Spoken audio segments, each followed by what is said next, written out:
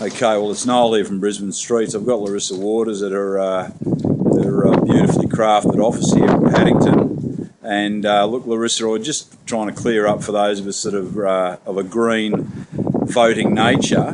We seem to be, now that the coalition's promulgating the concept that the carbon tax is in fact of no community benefit on the basis that it simply won't reduce carbon in the atmosphere.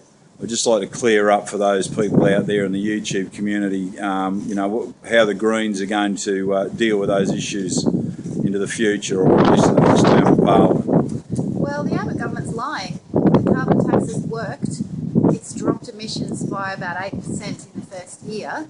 And what I think Tony Abbott is now trying to do is confuse people by never mentioning global warming, but just talking about pricing carbon, direct action, and trying to distract you from what is the real issue of the fact that global warming is going to make our lives increasingly difficult. We've already seen in Queensland massive floods, we're in drought, we get bushfires. This is the real human cost of tackling climate change, and that's what Tony Abbott is proposing. He wants to try and distract people and do this dodgy direct action plan, which nobody says will work. There's not an economist or a scientist that is saying this direct action plan will work. And he's trying to undo the very piece of legislation which is starting to work and is starting to bring down carbon pollution and is starting to fix global warming. So the Greens are going to stand firm in this Parliament against Tony Abbott's attacks. He's going to try and repeal those good carbon price laws, and we're going to try and stop him. And we will see what the next Senate will look like as to whether Tony Abbott can get his way in the long run. But I reckon Australians know we've got to do something about global warming. Yeah. Okay. And do you feel as though with the onslaught of this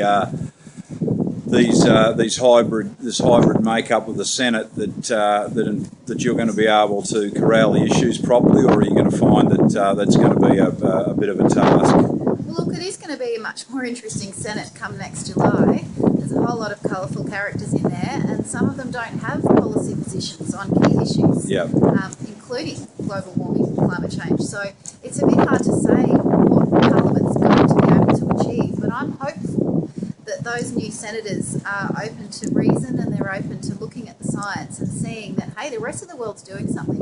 Why should Australia lag behind? And why should we undo that good work that we've started on climate change that's actually working and it's going to protect all of our futures? So I'm just not sure that Tony Abbott's got it in the bag. So we're going to fight this potential repeal with everything we've got. And I hope that the new Senate won't just bow down to Tony Abbott's plans. I reckon he might have a bit of a fight on his hands. Okay, and look, just a further question, if you don't mind, that I know is on the lips of many green voters or people interested on the margins. The issues surrounding, you know, green sustainable manufacturing and its relationship to economic development. I mean, this is this is really the big one, because for those of us that keep a keen eye on these things, we see that you know, sustainable and green industries can be developed, but if there's no will to do so, we're all up the creek, so to speak. So what's your thoughts on how that's going to be tackled?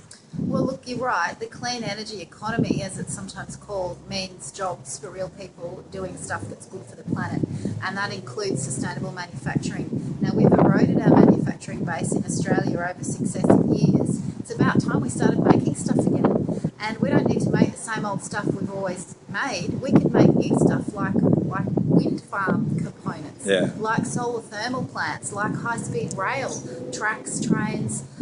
There's all sorts of ways that we can actually rebuild our manufacturing base and have good, healthy economic job development, but in a way that's not stuffing up the planet. So that's the plan the Greens have got. They're the sorts of things that we'll fight for in the Parliament, and more people are seeing the sense of that. So again, I'm quietly hopeful that despite the real head-in-the-sand approach of Tony Abbott and his cronies, that I think common sense will prevail. It just has to.